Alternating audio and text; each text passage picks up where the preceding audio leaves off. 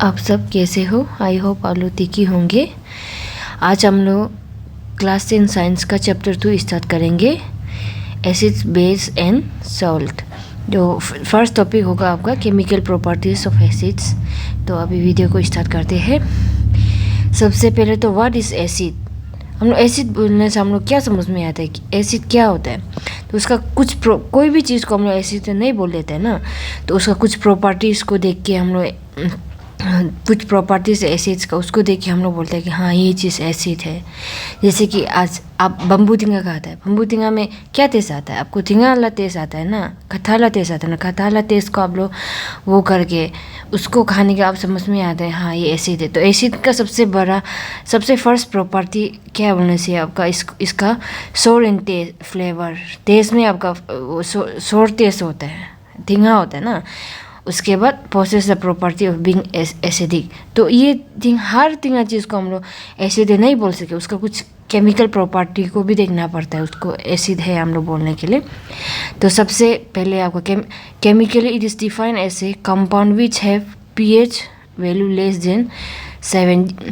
जो भी चीज़ जिसका पीएच वैल्यू जो लेस देन 7 है, 7 आपका जिसका पीएच 7 है वो आपका न्यूट्रल है। हाँ, न्यूट्रल जो आपका एसिड भी नहीं है, बेस भी नहीं है, जिसका पीएच 7 होता है। 7 जो आपका न्यूट्रल पॉइंट है। पीएच जो एक ऐसे स्केल है जो हम लोग का एसिडिटी को, कोई भी चीज़ का आपका एसिडिटी या बेसिसिटी को नापता है। मतलब हम लोग जैसे स्केल यूज़ करते हैं ना, ऐसे ही तरह पीएच भी एक मेजरिंग इंस्ट्रूमेंट जहाँ से हम लोग देखता है कि ये चीज़ जो इतना पीएच तक आने से ये जो एसिड होगा, इतना पीएच तक आने से ये इसका बेसिड होगा। जैसे कि आपका पीएच 7 जो आपका न्यूट्रल पॉइंट है, 7 जो उसका 7 से अगर नीचे होगा तो आपका एसिडिक होगा वो चीज़। जो अगर कोई चीज़ का पीएच जो अगर 7 से ज़्यादा होगा तो पीएच स्केल आपका 14 तक होता है। हाँ, 7 से ज़्यादा हुआ वो आपका बेसिक होगा। तो ये पीएच स्केल से हम लोग एक सब्सटेंस का पीएच को नापता है, वो एसिडिक है कि बेसिक है। Indicating that it has higher concentration of hydrogen ions than hydroxide ions. ये जिसका पीएच लेस देन 7 होता है उसमें हाइड्रोजन आयंस, ये H+ को हाइड्रोजन आयंस बोलते हैं ना। H+ जो जिसका लेस देन 7 pH होता है एसिडिक वाला सब्सटेंस का, उसमें हाइड्रोजन का H+ का कंसंट्रेशन ज़्यादा होता है। और OH- जो आपका बेसिक कैरेक्टर को देखा, OH- जो उसमें कम होता है वो सब्सटेंस में जिसका pH लेस देन 7 होता है। आई होप आप लोग समझ गया क्या प्रॉपर्टी हम लोग देख के बोलता है कि कोई सब्सटेंस वो एसिडिक बेस है। सबसे फर्स्ट तो आपका उसका सोर एंड टेस्ट, सबसे पहले जो आपका वो आपका टिंगा होगा या उसका बाद सेकेंड आपका क्या होगा, पीएच जो है आपका लेस देन 7 होगा। ये दो प्रॉपर्टी को कोई भी चीज़ में अगर हम लोग देखता है तो हम लोग बोल सकते हैं कि वो चीज़ जो आपका एसिडिक है। तो अभी कुछ एग्जांपल्स एसिड का देखते हैं। सो फर्स्ट एग्जांपल है आपका एसिटिक एसिड। एसिटिक एसिड हम लोग कहाँ पे मिलता है? विनेगर में मिलता है, जो अचार वगैरह बनाने के लिए यूज़ करता है ना विनेगर, उसमें मिलता है एसिटिक एसिड। तो साइट्रिक एसिड जो हम लोग को कहाँ कहाँ में मिलता है बोलने से लेमन का वो जो एक टिंगा भी तो अलग अलग उसमें टिंगा वाला टेस्ट होता है ना। सभी का टिंगा वाला टेस्ट एक ही, जैसे कि बम्बू टिंगा का आपका टिंगा जो टेस्ट अलग हो गया। आपका टोमेटो में भी थोड़ा टिंगापन होता है ना, उसमें उसका टिंगा थोड़ा अलग हो गया। और आपका लेमन का टिंगा भी एसिड भी अलग अलग टेस्ट होता है ना। तो उसमें इसलिए क्योंकि उसमें अलग अलग एसिड होता है, उसका टिंगा अलग अलग क्योंकि उसमें अलग अलग एसिड होता है। जैसे कि एसिटिक एसिड में आपका विनेगर में पाया जाता है एसिटिक एसिड। आपका साइट्रिक एसिड होता है आपका लेमन एंड ऑरेंज में। लेमन जो हम लोग खाता है ना, नींबू, और ऑरेंज जो हम लोग खाता है उसमें साइट्रिक एसिड होता है। और लैक्टिक एसिड जो आपका आप दही खाता है ना, दही जो टिंगा होता है तो वो टिंगा जो किसका कारण से होता है? आपका लैक्टिक एसिड का कारण से होता है। और हाइड्रोक्लोरिक एसिड HCl ये आप लोग को लैब में भी मिल जाएगा। और हम लोग का इवन ये HCl जो इवन हम लोग का स्टमक से भी सीक्रेट होता है। हम लोग स्टमक भी का सेल्स भी आपका HCl सीक्रेट करता है। तो हम लोग कभी कभी खाना खा लेने के बाद कुछ पेट में दर्द होता है ना, एसिडिटी होता है, वो किसका कारण से होता है बोलने से ये आपका HCl ज़्यादा रिलीज हो जाता है स्टमक में। जब HCl इंक्रीज हो जाता है तो हम लोग क्या होता है? एसिडिटी होता है, एसिडिटी। तो ये एसिडिटी को हटाने के लिए हम लोग क्या कहता है, एंटासिड कहता है। एंटासिड ये आपका बेस होता है। तो जब एसिड और बेस आपस में रिएक्ट करेगा तो क्या हो जाएगा, न्यूट्रलाइज हो जाएगा ना एसिड जो, तो वहाँ में आपका वो पानी और सॉल्ट बन जाएगा। ये आपका एसिड और बेस रिएक्ट करके न्यूट्रलाइजेशन होके पानी आपका वाटर और सॉल्ट बन जाएगा। इसलिए हम लोग तब एंटासिड खाने के बाद हम लोग एसिडिटी के लिए, जैसे कि हम लोग इनो पीता है, इनो में क्या है, एंटासिड है। तो उसमें वो एंटासिड क्या है, ये आपका बेस है, उसमें बेस है ना, तो बेस और एसिड रिएक्ट करके तब न्यूट्रलाइज कर लेता है। तब उसके बाद हम लोग को रिलीफ फील होता है ना, जब हम लोग को एसिडिटी होता है तो उसमें एंटासिड में बेस होता है। तो एक तो है आपका सल्फ्यूरिक एसिड। सल्फ्यूरिक एसिड का फार्मूला क्या है, H2SO4। ये आपको लैब में भी मिलेगा, देखने मिलेगा। और ये आपका नाइट्रिक एसिड क्या है आपका, HNO3। HNO3 का नाइट्रिक एसिड का फार्मूला क्या बोलने से HNO3। और सल्फ्यूरिक एसिड का फार्मूला क्या बोलने से H2SO4। हाइड्रोक्लोरिक एसिड का फार्मूला क्या बोलने से HCl। आप लोग ये एसिड का फार्मूला को याद रखिए, क्योंकि ये बहुत सारे रिएक्शन में आप लोग को आएगा। तो अभी हम लोग एसिड्स का प्रॉपर्टी देखते हैं ना, प्रॉपर्टीज ऑफ एसिड्स। एसिड है सोर टेस्ट, आपको बताया ना, एसिड आपका कट्ठा होता है। उसके बाद they turn blue litmus to red. तो आपका ब्लू लिटमस पेपर एक आपको बाद में प्रैक्टिकल में भी करवाएगा। लिटमस पेपर जो आपका कोई भी सॉल्यूशन एसिड है कि बेस है, आप उसको टेस्ट करने के लिए, जब ये न्यूट्रल में होता है लिटमस पेपर, जो आपका पर्पल कलर का होता है, पर्पल होता है उसमें, जब लिटमस पेपर आपको लैब में पर्पल कलर में मिल जाएगा। तो पर्पल कलर को जब आप एसिड में इसको डीप करेगा, तो एसिड में आप अगर इसको डालेगा तो आपका ये जो पर्पल जो आपका ये जो है रेड में कन्वर्ट हो जाएगा, रेड कलर में चेंज हो जाएगा। और अगर आप बेस में डालेंगे तो ये इसको बेस में डालेंगे तो आप इसका जो लिटमस पेपर का पर्पल का रेड कलर एसिड में रेड कलर होता है। और जब आप ये जो बेस में डालेंगे तो ये आपका ब्लू में कन्वर्ट हो जाएगा, ब्लू कलर में। तो ये कलर चेंजेस होता है लिटमस पेपर का, इसलिए ये आपका एक इंडिकेटर है, ये एसिड है कि बेस है, इंडिकेट करता है ये लिटमस पेपर। तो एसिड जो क्या करता है कि turn blue litmus to red litmus. तो ब्लू लिटमस क्यों बोलने से, फर्स्ट सबसे पहले हम लोग एसिड बेस का सब टेस्ट कर चुका है ना, तो ब्लू कलर है, वो ब्लू कलर का लिटमस है। अभी उसको आप एसिड में डालेंगे तो आपका ब्लू को रेड में कन्वर्ट कर देगा ये एसिड जो। तो ये एक लिटमस जो क्या है आपका एक कलर इंडिकेटर है, जो एसिड या बेस है उसको डिटेक्ट करने के लिए। तो they give H+ ions in aqueous solution. वो जो एसिड को जब आप डालेंगे तो आपका वाटर में एक्वस सॉल्यूशन, मतलब पानी के साथ हम लोग एसिड को मिक्स करते हैं ना, तो मतलब पानी का फॉर्म में, तो उसमें जब हम लोग मिक्स करते हैं तो ये पानी में ये आपका जो जितना भी एसिड है ये H+ आयंस देगा। जैसे कि HCl को आप जब पानी में डालेंगे तो ना, H2O में डालेंगे तो इसमें आपका H+ प्लस Cl- जो ये दोनों टूट के H+ और Cl- में देगा ना। देखिए आपका ये H+ देगा, आपका जितना भी एसिड है ना वो H+ देगा जब पानी में डालेंगे तो ये है आपका 3 प्रॉपर्टी। सबसे पहले क्या है आपका कत्था होता है टेस्ट में, उसका ब्लू लिटमस को रेड लिटमस में कन्वर्ट करता है। उसके बाद H+ आयंस देता है आपका एक्वस सॉल्यूशन में। आई होप आप लोग समझ गया ये एसिड का प्रॉपर्टी। तो अभी चलते आपका कैटेगरीज ऑफ एसिड्स। एसिड का कितना टाइप्स होता है उसको देखिएगा ना, कैटेगरी ग्रुप्स। ये सबसे पहले है आपका स्ट्रॉन्ग एसिड। स्ट्रॉन्ग एसिड क्या को बोलता है बोलने से, कौन सा एसिड को बोलता है बोलने से, the acids which dissolve completely और almost completely in water are strong acid. ऐसे एसिड्स को बोलता है जो आपका पानी में जब डालेगा तो ना, आप एसिड को जब पानी में आप डालेगा तो वो कम्प्लीटली H+ और जो उसका क्या बोलते हैं जो भी एलिमेंट का साथ, जैसे कि HCl जो आपका, जैसे कि HCl जो H+ और Cl- में कम्प्लीटली टूट गया ना। और ये आपका जैसे कि मान लो आपका HNO3 है तो ये आपका कम्प्लीटली पूरा टूट जाएगा H+ और NO3- में, तो कम्प्लीटली ये डिसोसिएट हो जाएगा वाटर का अंदर में जब हम उसको डिजोल्व करेंगे तो ये उसको बोलता है स्ट्रॉन्ग एसिड। जैसे कि मान लो का HCl hydrochloric acid, H2SO4 sulphuric acid, उसका बाद NHNO3 जो आपका नाइट्रिक एसिड, ये सब आपका जब पानी में डिजोल्व करती है तो कम्प्लीटली H+ और उसका जो ये जो भी एलिमेंट का साथ है ना, H+ और ये उसका ये SO4 माइनस में टूटेगा, ये आपका NO3 माइनस टूटे, पूरा H+ पर जितना भी H+ है कंपाउंड वो निकाल जाएगा आपका वहाँ से, मतलब वो सब H+ देगा। उसके बाद आई होप आप लोग समझ गया। और वीक एसिड्स क्या है बोलने से, acids that dissolve only partially और when dissolve in water are weak acids. जो एसिड जो पूरा डिजोल्व, ये पूरा H+ नहीं देगा आपका, पूरा H को आप लोग ये टूटने नहीं देगा। जैसे कि आपका H+ या मान लीजिए आपका HCOOH, आपका फॉर्मिक एसिड को जब आप पानी में डालेंगे तो आपका ये H++ COOH-, देखिए आपका पूरा H को नहीं देगा, एक H यहाँ बच गया ना, एक ही H को दे रहा है ना, ये पूरा H+ में नहीं टूटेगा ये कंपाउंड जो ना, तो इस ऐसे कंपाउंड को बोलता है आपका जो पूरा H+ में नहीं टूटता है, इससे कंपाउंड को बोलते हैं आपका वीक एसिड। ऐसे एसिड्स को बोलते हैं आपका वीक एसिड। ये H+ तो देगा लेकिन पूरा H+ नहीं निकलेगा कंपाउंड से, ऐसे एसिड को बोलता है आपका वीक एसिड। जैसे कि आपका मान लो कि एसिटिक एसिड, ये एसिटिक एसिड कहाँ में मिलता है आपको बताया था आगे, विनेगर में मिलता है ना।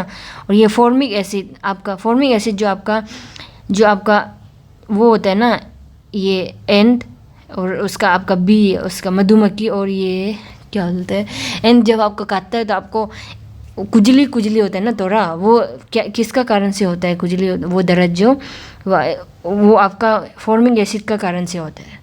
तो वो फॉर्मिक एसिड तो वो एंड आप जब एंड या बी स्टिंग करता है तो आप डायरेक्ट नहीं मर जाता है ना, क्योंकि वो वीक एसिड है, पूरा H+ और उसका जितना भी पॉइजन डाला उसमें H+ और पूरा H+ में डिसोशिएट नहीं होता है, इसलिए वो आप बच जाता है, क्योंकि उसमें वो स्ट्रॉन्ग एसिड नहीं है जो एंड और बी का स्टिंग में जो पॉइजन डालता है, उसमें फॉर्मिक एसिड होता है। उसके बाद ये एसिटिक एसिड जो आपका क्या में होता है, विनेगर में होता है। और ये ऑक्जेलिक एसिड जो ये केमिकल फार्मूला है उसका टोमेटो में मिलता है हम लोग को ऑक्जेलिक एसिड। और ये जो आपका ये लैक्टिक एसिड जो आपको बताया था ना, ये मिल्क का कर्ड में मिलता है, दही में मिलता है। तो ये आप कुछ वीक एसिड्स का एग्जांपल है जो आपका जब पानी में डिजोल्व होता है तो पूरा ये आपका H+ में डिसोशिएट नहीं होता है। आई होप आप लोग समझ गया वीक एसिड और स्ट्रॉन्ग एसिड को। अभी चलते हैं हम लोग कंसनट्रेटेड एसिड्स।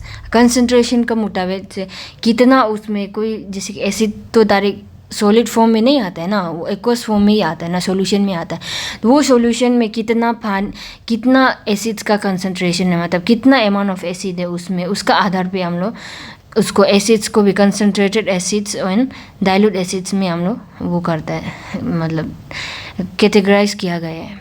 तो कंसनट्रेटेड एसिड्स क्या है बोलने से, acids with less amount of water, there is more amount of acid plus less water.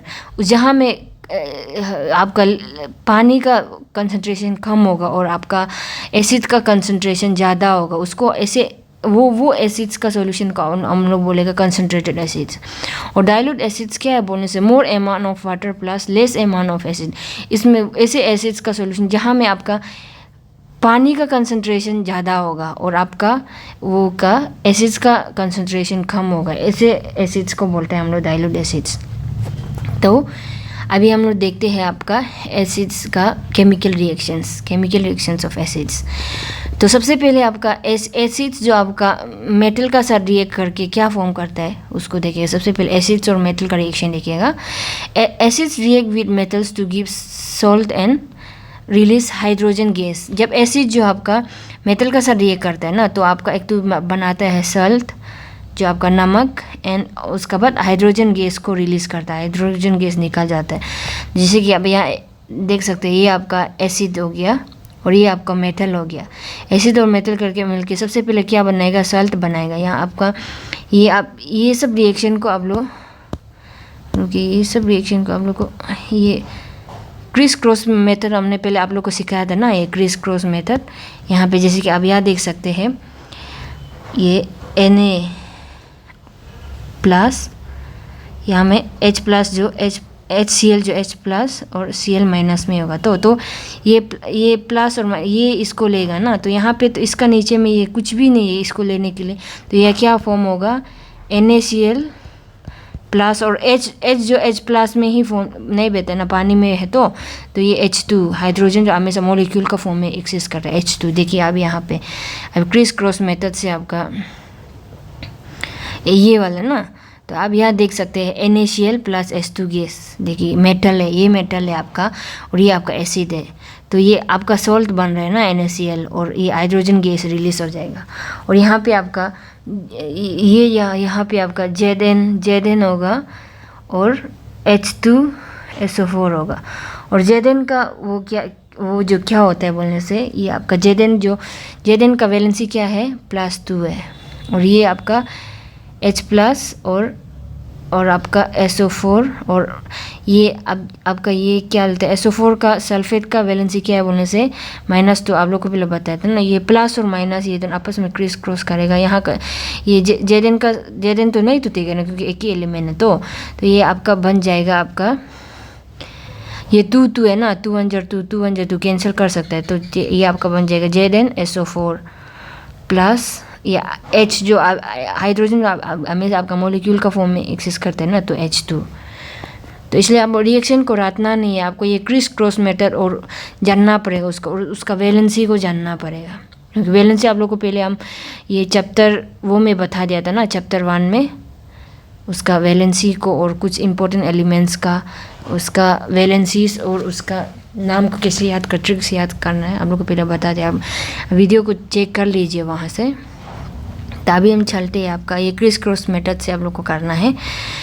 तो यहाँ पे आप देख सकते हैं यहाँ पे भी ये मेटल है, तो मेटल और एसिड क्या बनाएगा, एक तो सल्ट बनाएगा और एक तो हाइड्रोजन गैस रिलीज होगा। ये सबसे पहले तो आपको ये वाला फार्मूला को जनरल रिएक्शन को याद करना है कि मेटल प्लस एसिड जो क्या बनाता है आपका सल्ट प्लस वाटर बनाता है, हाइड्रोजन गैस रिलीज हो जाएगा।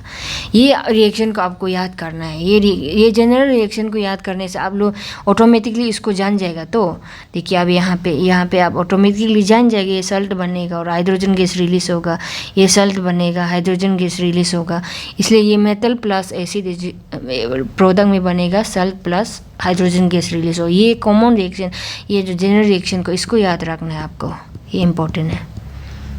इसके बाद अभी हम लोग ये यहाँ पे डिस्प्लेसमेंट रिएक्शन हो रहा है ना, टाइप्स ऑफ रिएक्शन आप लोग बता। देखिए यहाँ पे हाइड्रोजन को डिस्प्लेस कर रहा है ना, ये आपका आयरन जो यहाँ पे सोडियम जो हाइड्रोजन को डिस्प्लेस कर रहा है, ये डिस्प्लेसमेंट रिएक्शन होता है जब मेटल और एसिड रिएक्ट करता है।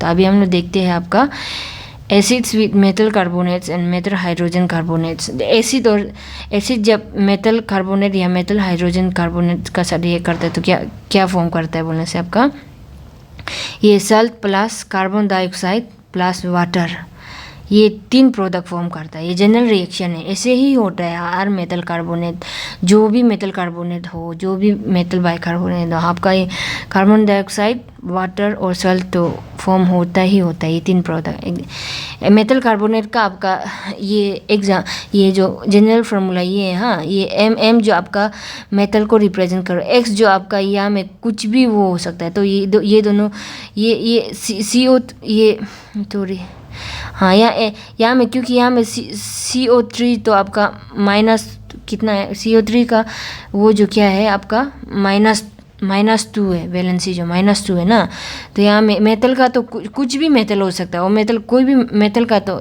सब मेटल का अलग अलग वैलेंसी है, तो यहाँ में कोई भी वैलेंसी हो सकता है, इसलिए यहाँ में हम MX और Y क्योंकि वैलेंसी को हम एग्जैक्टली वही है बोल के जो मेटल का साथ रिएक्ट करेगा कार्बोनेट जो वो मेटल कार्बोनेट बनेगा, तो इसलिए हम लोग जनरल फॉर्म में यहाँ में X और यहाँ में Y लिख दिया। मेटल कार्बोनेट और बाइकार्बोनेट, मेटल बाइकार्बोनेट या मेटल हाइड्रोजन कार्बोनेट भी बोलता है, और मेटल बाइकार्बोनेट में ये आपका H ये CO3 का आगे में H आ जाएगा, यहाँ पे H आ जाने से हम लोग मेटल बाइकार्बोनेट बोलते हैं। अब यहाँ देख सकते हैं आपका एसिड हो गया, ये एसिड है ना, तो इसमें मेटल कार्बोनेट हो गया, ये CO3 को कार्बोनेट बोलते हैं हाँ, और Na को सोडियम बोलते हैं, तो क्या बन गया, सोडियम कार्बोनेट।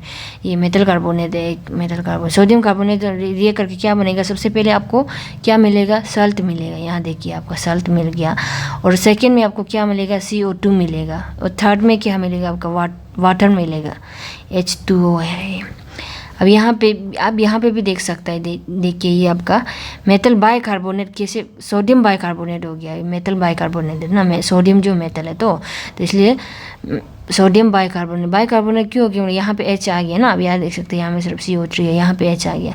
तो यहाँ सबसे पहले क्या बनेगा, सॉल्ट बनेगा, उसके बाद वाटर बनेगा, उसके बाद CO2 बनेगा, उसके बाद वाटर बनेगा।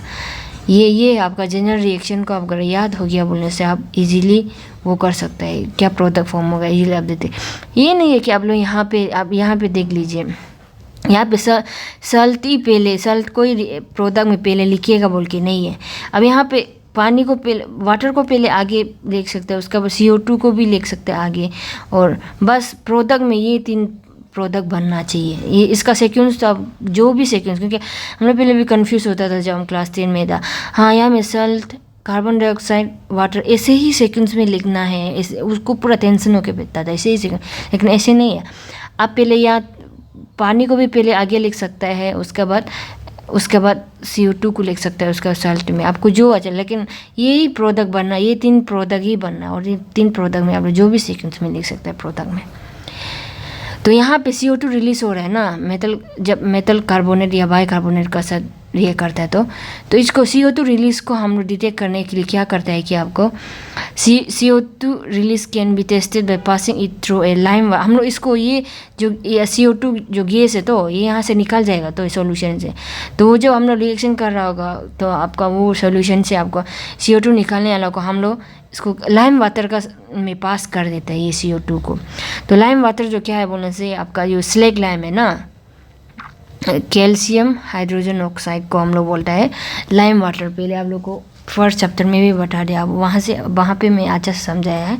ये आपका वो में यूज़ करता है बोल के वाइट वाशिंग में, तो आप वहाँ पे पहले उसको देख लीजिएगा वो वीडियो को। तो यहाँ पे आप देखिए लाइम वाटर में जो हम पास करते हैं, तो कार्बन डाइऑक्साइड पास करते हैं, तो ये आपका लाइम वाटर को आपका मिल्की, मतलब कलर जो उसका मिल्की हो जाता है लाइम वाटर। तो पहले कलरलेस था ना, ये मिल्की हो जाता है। क्यों मिल्की हो जाता है बोलने से, ये कैल्शियम कार्बोनेट जो ये सॉलिड कैल्शियम कार्बोनेट बन जाता है। हम लोग बताया था ना कार्बन डाइऑक्साइड करें, तो वाटर तो लिक्विड फॉर्म में होगा, तो कैल्शियम कार्बोनेट का कारण से ये आपका मिल्की हो जाता है सॉल्यूशन जो।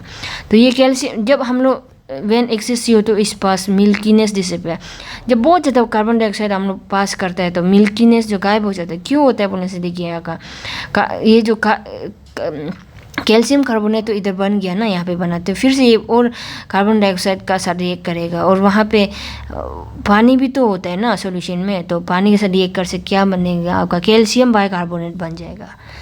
तो कैल्शियम बाइकार्बोनेट जो कलरलेस हो, इसलिए उसका मिल्कीनेस जो गायब हो जाएगा। यहाँ पे वही बताया कि यहाँ पे CO2 release can be tested by passing it through lime water, it turns lime water milky ना। ये आपका रिएक्शन दिखा है यहाँ पे, ये आपका ये कैल्शियम कार्बोनेट आपका मिल्क कलर में होता है, और व्हेन एक्सेस CO2 इस पास मिल्कीनेस इज डिसअपियर। यहाँ पर आप देख सकते हैं, या ज़्यादा आप CO2 पास करेंगे, देखो यहाँ पे ये और ये करके आपका कैल्शियम हाइड्रोजन कार्बोनेट या कैल्शियम बाइकार्बोनेट बन जाता है यहाँ पे। तो इसका कारण से कि मिल्कीनेस गायब हो जाता है। रिएक्शन अभी हम लोग थर्ड रिएक्शन देखेंगे एसिड का, reactions of acid with base. अब आगे में इंट्रोडक्शन बताया था ना आप लोग को, एसिड और बेस न्यूट्रलाइजेशन होके वहाँ पे आपका सल्ट और वाटर बनाता है, और वहाँ से उसके कारण से एसिडिटी गायब होता है ओके।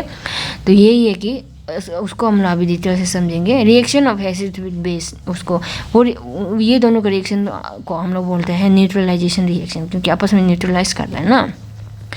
तो यहाँ पे क्या होता है कि एसिड्स और बेस जब रिएक्ट करता है तो आपका सल्ट और वाटर बनता है, सॉल्ट और पानी बनता है, नमक और पानी बनता है। सबसे पहले आप एग्जांपल देख सकते हैं, यहाँ पे एसिड है, ये आपका बेस है।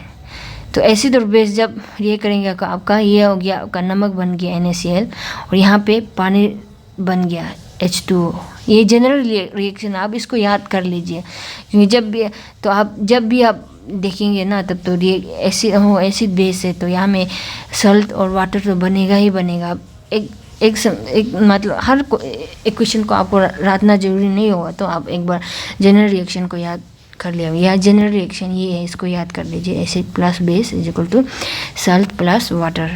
उसके बाद ये आप यहाँ पे देख सकते हैं, ये आपका एसिड है सल्फ्यूरिक एसिड, और यहाँ पे मैग्नीशियम हाइड्रोक्साइड। यहाँ पे आपका ये दोनों आपस में रिएक्ट करके क्या बनेगा, यहाँ में आपस में ये यहाँ पे आपका वो डबल डिस्प्लेसमेंट रिएक्शन हो रहा है। हाँ, ये इसको हाइड्रोजन जो ये आपका मैग्नीशियम जो हाइड्रोजन को रिप्लेस कर देगा। आप यहाँ देख सकते हैं मैग्नीशियम सल्फेट प्लस और मैग्नीशियम का रहेगा हाइड्रोजन आ जाए, दोनों आपस में एक्सचेंज कर रहे हैं तो प्लस वाटर। देखिए अब यहाँ पे सल्ट और वाटर बन रहा है आपका यहाँ पे। तो आई होप आप लोग समझ गया न्यूट्रलाइजेशन रिएक्शन। तो अभी reactions of acid with metal oxide. Metal acid जो आपका मेटल ऑक्साइड का साथ रिएक्ट करके क्या बनाता है, तो आप लोग को पहले बताया था ना, जितना भी मेटल ऑक्साइड है वो उसका नेचर जो क्या होता है, बेसिक नेचर होता है। जितना भी नॉन मेटल का ऑक्साइड है जैसे कि CO2 आपका क्या नेचर का होगा, ये एसिडिक होगा क्योंकि ये नॉन मेटल का ऑक्साइड है ना। ये कार्बन जो नॉन मेटल है तो नॉन मेटल का ऑक्साइड है। जैसे कैल्शियम ऑक्साइड, कैल्शियम मेटल है, उसका कैल्शियम का ऑक्साइड है तो ये आपका बेसिक नेचर का होगा। जितना भी जैसे कि MgO, जितना भी आपका मेटल ऑक्साइड है वो सब बेसिक नेचर का होगा। और नॉन मेटल ऑक्साइड जो नॉन मेटल ऑक्साइड जो आपका एसिडिक नेचर का होगा, एसिडिक।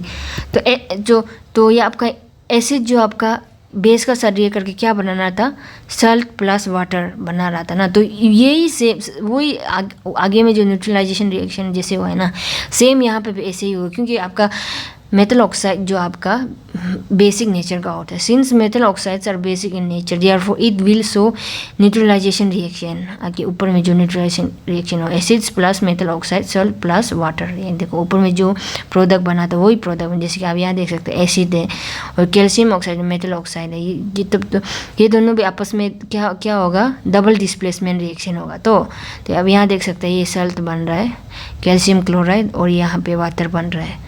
और यहाँ पे देखिए सल्फ्यूरिक एसिड है और मैग्नीशियम ऑक्साइड क्या है आपका बेसिक नेचर मेटल ऑक्साइड है तो इसलिए बेसिक नेचर का होता है। तो एसिड और बेस रिएक्ट करके क्या बनेगा, सल्ट प्लस वाटर। देखिए magnesium sulphate plus H2। I hope आप लोग समझ में आ गया आज का जितना भी टॉपिक पढ़ाया है। एक बार आप लोग मेरा नोट्स को पढ़ लीजिए ये लेक्चर को देख के। तो ये क्योंकि ये सब जितना भी रिएक्शन है ना, यहाँ पे मिल्कीनेस कैसे डिसअपियर होता है, इसका रीजन पूछता है एग्ज़ाम में। यहाँ पे आप देखिए मिल्कीनेस डिसअपियर होता है यहाँ पे। और हम लोग कैसे मेटल एसिड और जब मेटल कार्बोनेट को रिएक्ट करता है तो उसमें कार्बन डाइऑक्साइड रिलीज होता है, बल्कि हम लोग कैसे डिटेक्ट कर सकते हैं, ये सब क्वेश्चन भी आता है। उसमें हम लोग क्या करता है कि कार्बन डाइऑक्साइड को आपको लाइम वाटर में पास कर देता है। अगर लाइम वाटर जो आपका मिल्कीनेस हो रहा है तो उसका मिल्कीनेस अपियर हो रहा है तो क्या है कि आपका मेटल ऑक्साइड से मेटल कार्बोनेट और बाइकार्बोनेट से आपका एसिड का साथ रिएक्ट करके कार्बन डाइऑक्साइड निकल रहा है। आई होप आप लोग समझ गया। नोट्स को डिस्क्रिप्शन का लिंक में दे दीजिएगा और वहाँ से नोट्स कर लीजिएगा। Thank you.